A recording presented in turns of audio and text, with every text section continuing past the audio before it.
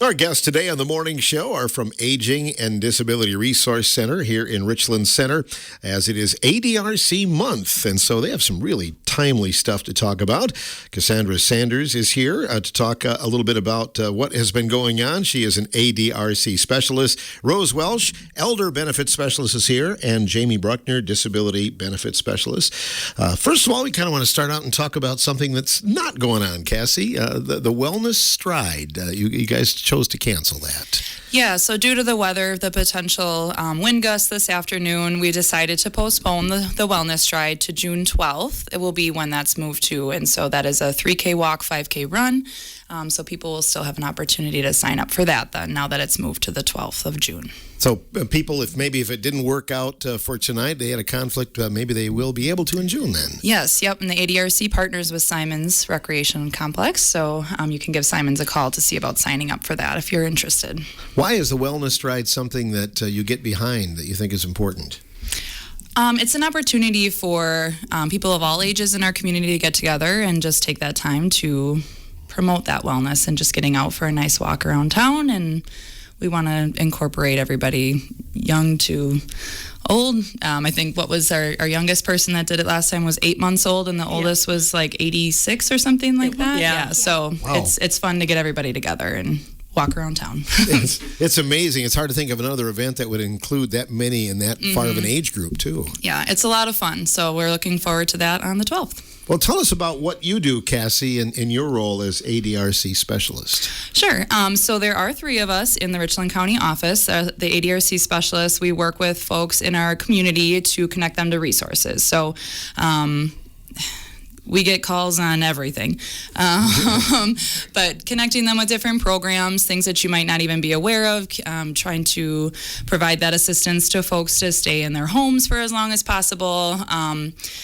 It's hard to even say the range of it because we just talked to so many people about so many different things. But really, we're here to connect people with those resources and make referrals on, if possible, to other programs and other people like Rose and Jamie who are here with me today. That's nice that you can all work together under one roof, right? Mm-hmm. Yes, we really enjoy being a big team here in the ADRC. So we have lots of programs that we work with, and we really enjoy doing that together. Rose, tell us a little bit about what you do as benefit specialist. That's kind of a big umbrella, isn't it? Yeah, well, my main focus is for people 60 and older, and I am about transitioning out of the workforce. So a lot of people, when they get ready to retire, aren't sure what the next steps are, how I help assist them with getting on Social Security, and then enrolling in Medicare. When we turn 65, everybody needs to transition into a Medicare Part A or B if they're not going to continue working. So I help get them enrolled into those programs and educate them about what types of insurance are available and out there for them and what kind of coverage they need to have. I bet you calm a lot of fears because looking at the potential paperwork, it's got to be a daunting thing, isn't it? There's a lot of information. So I do a class, Welcome to Medicare class. I do have one coming up on June 9th, and it's a really good informational class. It's free. It's open to everybody, anybody who's wanting to learn more about Medicare, because it is somewhat overwhelming. You've been used to group health insurance coverage pretty much your entire life, and now you have to transition into this thing where each piece is kind of broken up into its own individual part. And so it can be very daunting to think about this big change that you need to go into.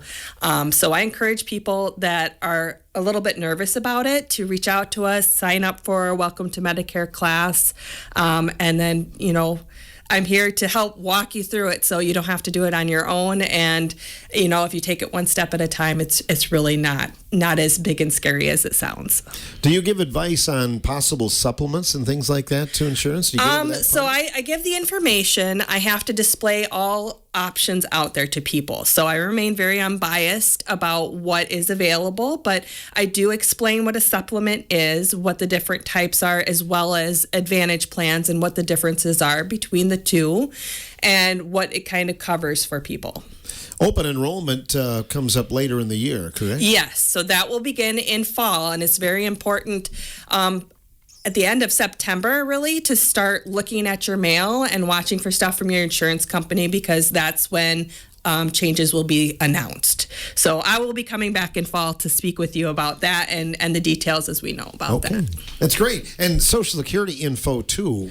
Yeah, so we've had a lot of changes with Social Security in just the last couple months, really cracking down on that fraud and trying to make sure that all the processes are as secure as possible. So there have been changes to that, and we are an excellent resource. If you don't know what those changes are and you're questioning it, you can call us at the ADRC, and we're more than happy to discuss what has changed and what the new processes are for Social Security.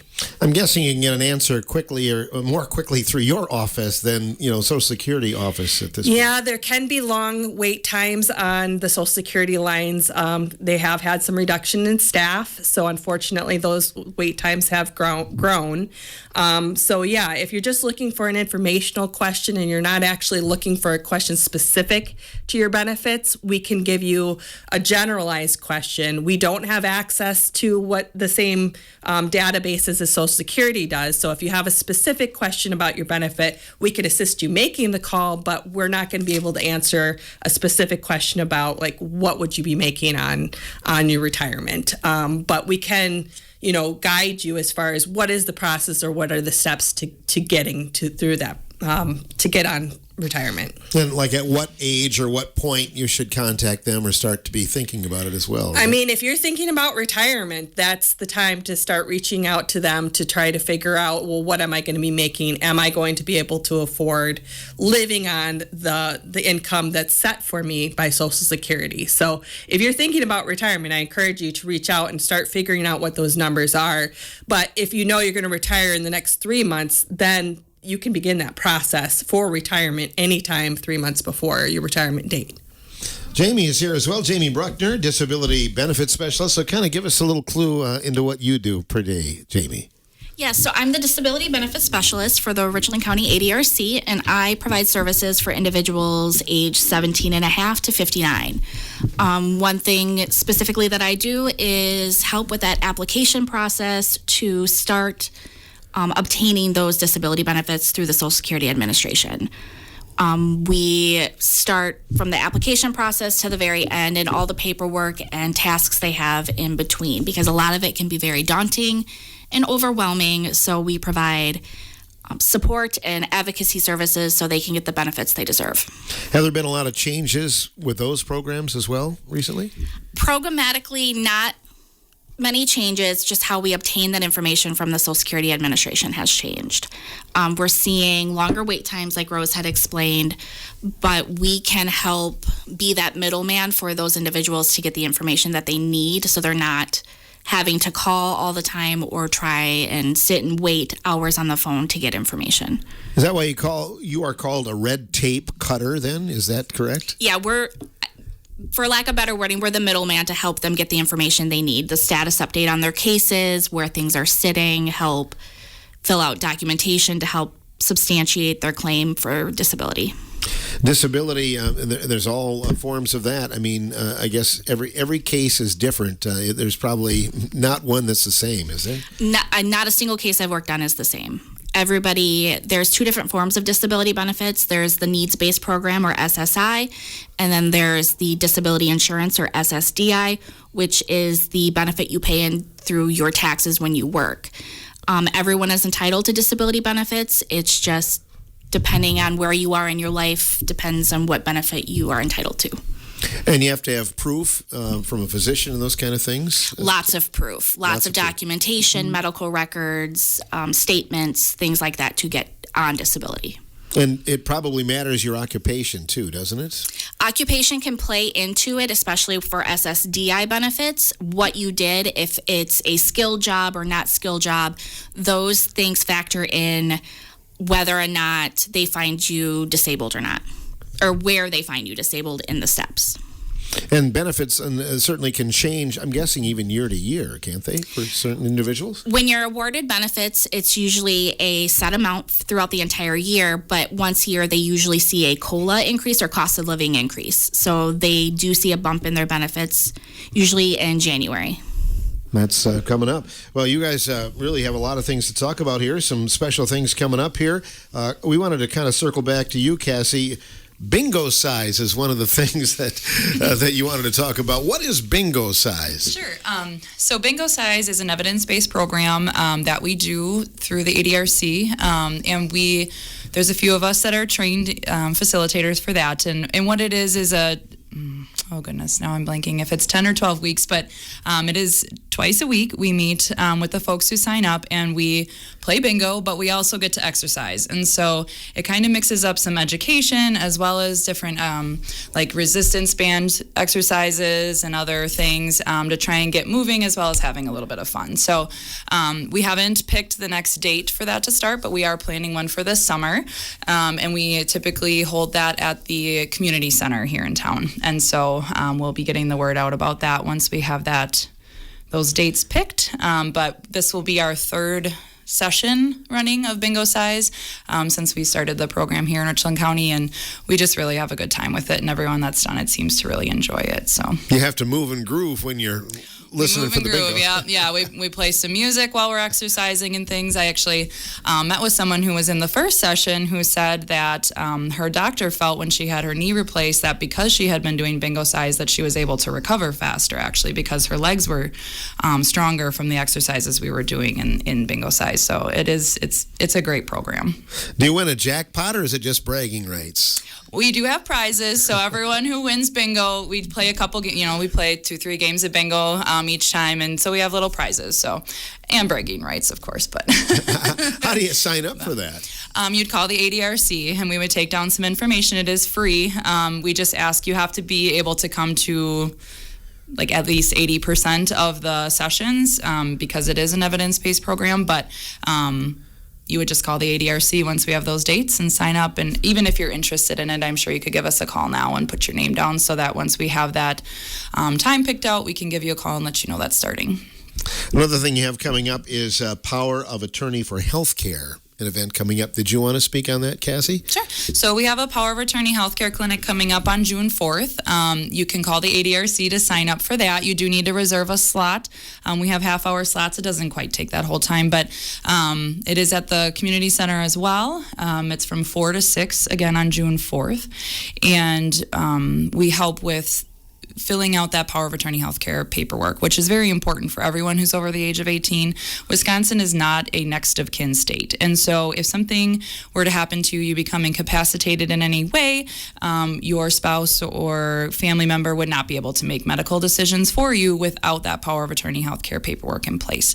And so it just gives that peace of mind in knowing you have someone set up to make decisions for you about your healthcare options when you can no longer make those. So we help you fill that out. All you need to bring along with you to that clinic is the name, name, address, and phone number of the person you want to be that healthcare representative for you.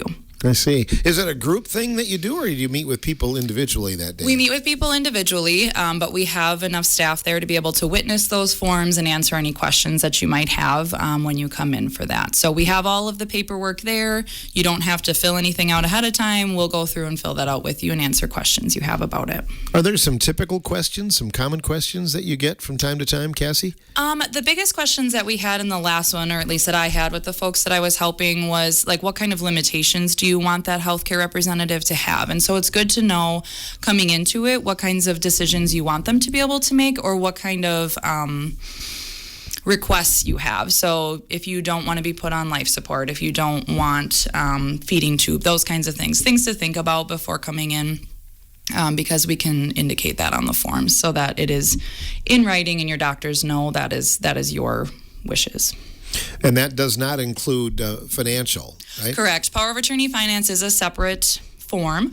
That is something that we have those forms available, but it has to be notarized. And so we can kind of guide you in how to fill out if you have questions about the power of attorney finance, but that is something that has to be notarized.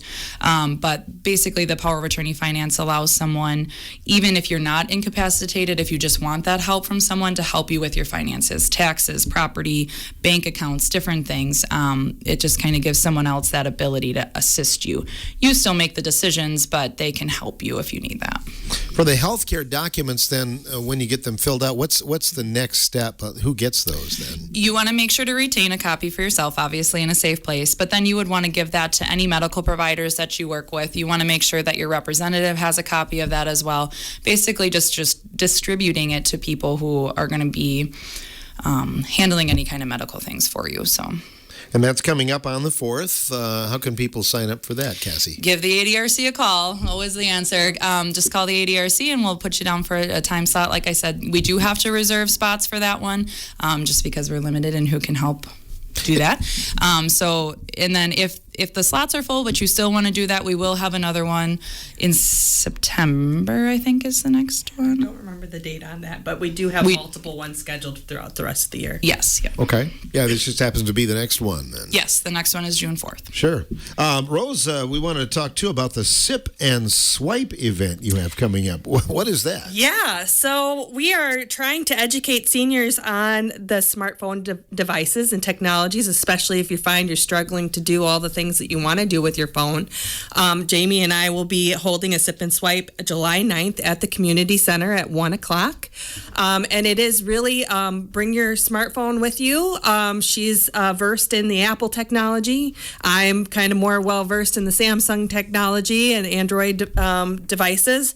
So we will help guide you through if you have questions on, like, maybe you don't know how to video chat and you really have been wanting to video chat with your son or grandchild and you don't know how and you're wondering how that works. That's something where we could teach you how to do that.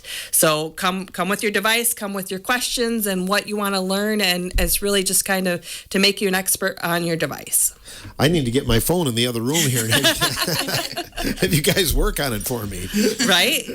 But speaking of daunting tasks, though, that is certainly something that can confuse you. Oh, right? yeah. Well, and that technology is changing all the time, right? We're getting updates, things like move or switch. You're all of a sudden, overnight your phone had an update. Now your things look different in it, and now you might have known how to use it, but now it's a little bit confusing to you. And we're hoping to be able to help guide people through that and just make them feel more comfortable with everything. I mean, those devices are mini computers in your pocket, and there's so much that they can do.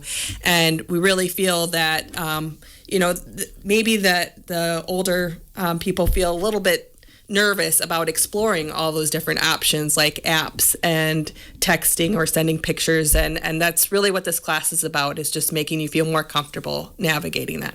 Have you been stumped yet, Jamie, or not on the phone? Not quite yet. Okay.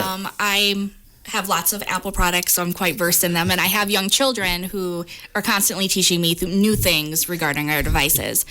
But I think it's really important that our older population is learning how to use their devices, because a lot of the programs, like the Medicare.gov and the Social Security Administration, are going to more like two-step authentications on their website, so you can get in and look at your benefits.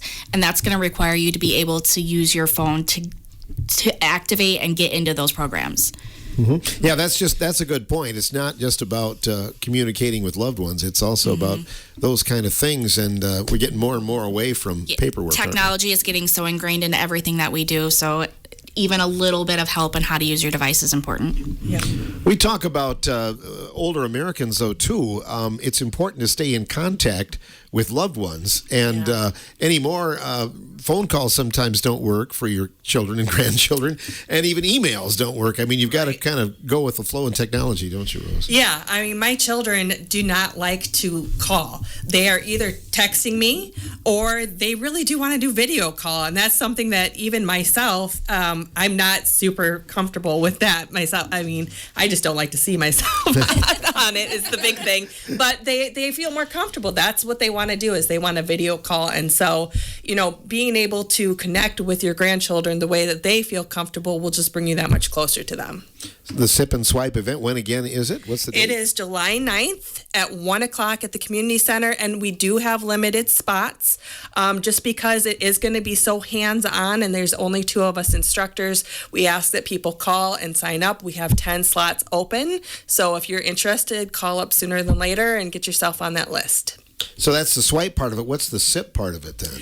We're hoping to have some beverages, some water, some coffee for you to enjoy while we're going through the class. All right. So that sounds like a fun class and a very Yeah. beneficial one, too. Yeah. Absolutely. We hope it'll be a good time. And that's for 60 and older or 65 and older? It's 60 and older would be perfect. I mean, even if you're in your 50s, we're not going to say, no, you can't come. So Okay. if you're anywhere in that age range, call us and you sign need up. help, give us a call. Woohoo! Yep. I'm there. Yeah. I know, Rose, you wanted to talk about the Senior Farmers Market voucher program. That's very timely since we're underway It is. with that season. So we've already had a lot of people calling, a lot of people interested in the Seniors Farmers Market. We do have 200 vouchers to distribute this summer, and that begins in June. So our very first distribution date is June 2nd, and it will be at the community building at the Richland Center Health and Human Services building, and it's open for people to walk in. There is no sign up required. So come on in and see us on June 2nd. I believe that is from 10 to 11. And we have many distribution dates coming up through summer. We have flyers that list those dates. We will not be taking individual walk-ins until we have gone through our distribution dates. So it's important to know that you really should attend one of these distribution times that are set. Because we will not be doing individual walk-in until the last distribution date, which is June 25th. So starting July, if you haven't made it to a distribution thing, feel free to come to the ADRC and we'll help you. But if you can, we really are hoping people will attend these set dates. We have multiple through June set in different places. So if you don't have a flyer, we have them at the Richland Center meal sites, as well as the ADRC, and I believe it is also in our ADRC Family and Friends newsletter as well. How do you become eligible for the senior vouchers? So you just have to be 55 and older. And then you do have to meet income guidelines. So this isn't for everyone. This is to help people who are in the lower income. So the individual income guideline is $2,413 per month. If you make that or below, and then if you're a couple making $3,261 per month or below, you are eligible for this program. So just come in. There's a form that we have to fill out with you, and then you get a booklet of $25. They're $5 increments this year. It's a little bit of a change from last year. It has gone down due to funding restrictions. So $25, and that's per person. So even if you have a spouse, both of you can come in and get a booklet. You just have to sit down with us, meet those income restrictions, and then sign up for them.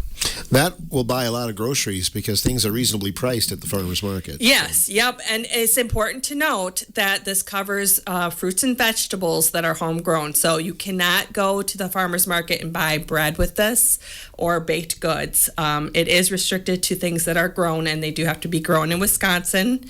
And then the vendor does have to be contracted with the senior farmers market, and they will have a sign. There's a yellow sign that they will have out front indicating that they accept the vouchers.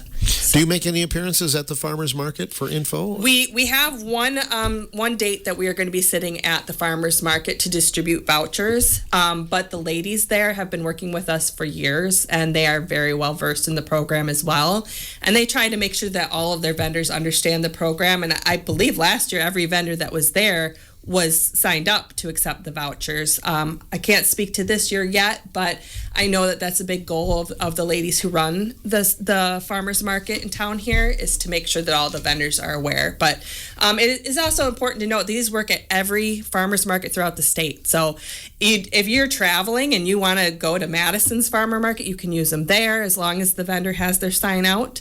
You can use them at orchards. You can use them at Peck's. There's lots of places. That's good to know, because I guess I was under the assumption that it was just here. No, yeah. There's more options than you think. So we always stress to people that, hey, maybe you're not interested in buying the early grown produce, right? But come fall, you want to get a pumpkin. You could save it for that or apples, and those things are later in the season. So, and you have until October to use up your vouchers. Oh, I was going to say, so they don't carry over per year, but you don't have... there is a deadline. You have to use them up by the end of the season. Right, So. but it's not like a per month thing or anything like that. No, So you could save them all for the end and just buy apples if you want.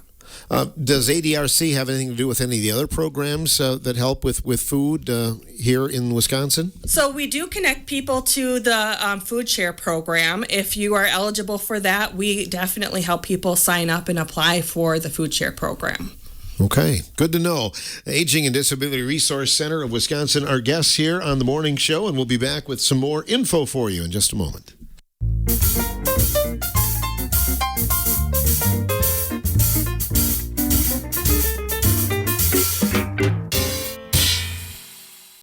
Cassie Sanders, Jamie Bruckner, Rose Welsh, our guests on the morning show today, talking about all the benefits and things that Aging and Disability Resource Center has to offer us in the area. Jamie, I think we've talked a lot about older Americans, but you guys have a lot of services for those, as you mentioned, 17 and a half to 59. Is that correct? Mm-hmm. Yep.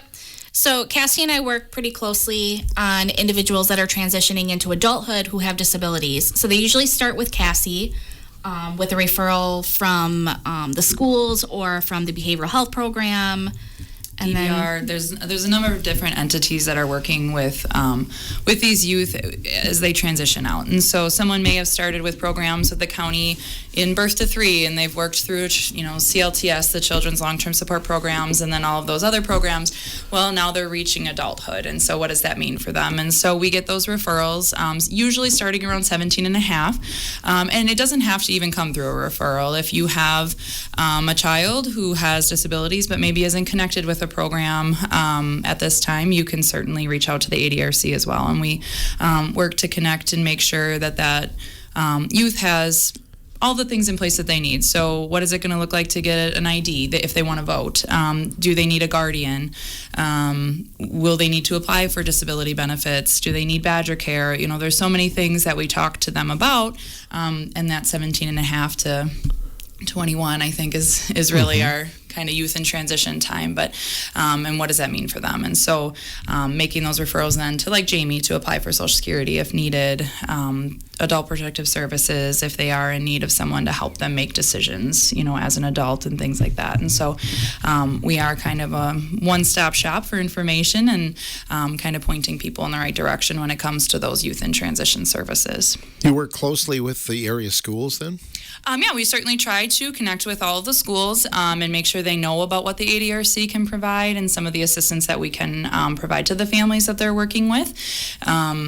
We've gone to meetings at the schools to help provide information on steps they need to take to get long-term care or to maintain their disability benefits or to obtain disability benefits. So we like to work closely with our counterparts at the school to give those students the best step forward that we possibly can do.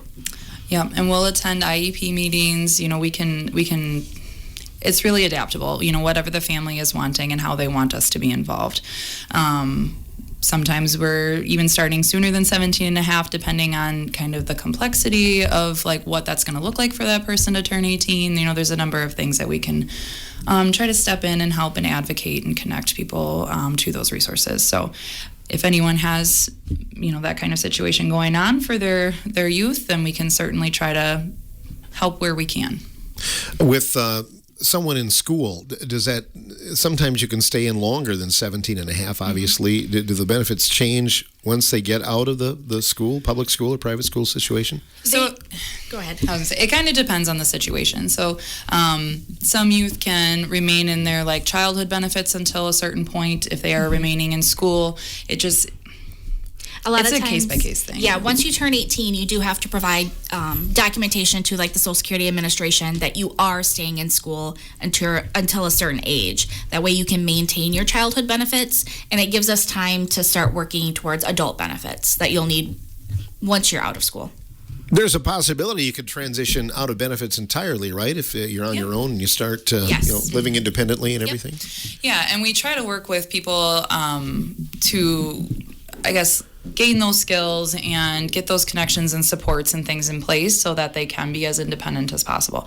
And some people, after they turn 18, maybe they're just like, you know what, I don't really want any of this anymore, and that's their choice. And so, we just kind of give all the options and make sure they know what things are out there for them and what kinds of supports there are, because not everybody knows. And a lot of people don't even know what the ADRCL does or what other programs do. And so we try to make sure that they have all of that information as they're going into a new stage of their life, whether it's the youth in transition or the elderly. We just really try to provide all of that information. I can see how it can be overlooked with aging being the first word of your department, right? So. Yeah, we're not always the first thought, and I guess in someone's head when they think about, moving from childhood to adulthood. So, if you do have any limitations and things, even if there's not much we can do for you, it's still a good spot to stop and see if there is anything for you. Right, because you can refer them to other programs that could help us. Definitely. Exactly, yep. Yeah. Yep. And this, I was just involved in a state work group where we created a new actual youth in transition booklet. And so it kind of puts all this information together in one spot. So even if you don't want to work with us real closely, we can just give you that information as well. I think it's 72 pages of information, but we try to make it as easy to read as possible. It's just a good place to have all of that stuff in one spot. So the other thing we want to talk about is transportation, Rose. You guys do provide transportation for appointments. For our elderly population that maybe don't have adult children living close by or find themselves unable to drive, or in a situation where they have an appointment that requires them to have a driver because of whatever the appointment is for, maybe restricts them from driving themselves home. The ADRC does provide transportation back and forth to appointments. You just have to call and ask for Linda. She is our transportation director, and she can see if they have drivers available that can take you. And they really go from here to Madison or here to La Crosse to take you to those appointments as long as there's availability. There usually is a small fee, I believe, associated with that, but it's a very reasonable cost, and it's an option that sometimes I think people forget about, is that we do have that transportation available. You don't have to scramble to try to find a friend or have your family member drive from however far away they are. You do have that option in town here. It's amazing peace of mind because, it's amazing to be able to be dropped off at the door. You don't have to worry about parking and walking a long ways. Exactly. And the drivers stay there for your appointment time, and then they bring you back home. So, you really don't have to worry. And our drivers are very friendly. They enjoy what they do. Most of them are volunteers. And we're always looking for volunteers. If you are getting ready to retire and you're like, I just don't know if I'm going to be able to sit around all day, or you don't have a lot of hobbies or things planned and you want to keep yourself busy and you're like a social person, volunteering to be a driver for our program is a good place to land. So it gives you something to do daily, and you get to socialize and interact with other people. So how does that work? You use your own vehicle, I presume. Yes, there is mileage reimbursement. Our program does pay the state rate. I forget what that is, but it's usually more than enough to compensate for the gas that it takes you to get anywhere. So, so there is some compensation involved, as well as just having the enjoyment of connecting with another person. I know Tanya Webster's been on with us talking about the Meals on Wheels program, but maybe we can reiterate that a little bit, Rose. Yeah, so we have drivers that also volunteer to deliver meals to people locally, and there's always a need for help with that program as well, because we serve the whole county, and there are a lot of people who utilize our program. Thousands of meals a year go out from Richland Center. And the routes run 5 days a week, Monday through Friday. So, and it does spread throughout the whole country, and we're like a wide rural, county. So some of these routes can be long, but if you volunteer, you get to kind of set which days you have availability and where you want to drive. So it's really in your hands on what you do or what you volunteer for. But I tell you, the stopping in and checking in on person, brightens their day. Sometimes it's what they look forward to, is seeing the Meals on Wheels person stop by. So, it really is more than just bringing somebody a meal. It's bringing them some connection to another person, and you're a check-in, for that person. They may not have people visiting them on a regular basis. And so our program is very, very important for the safety and well-being of our elderly that are living and want to stay in their homes.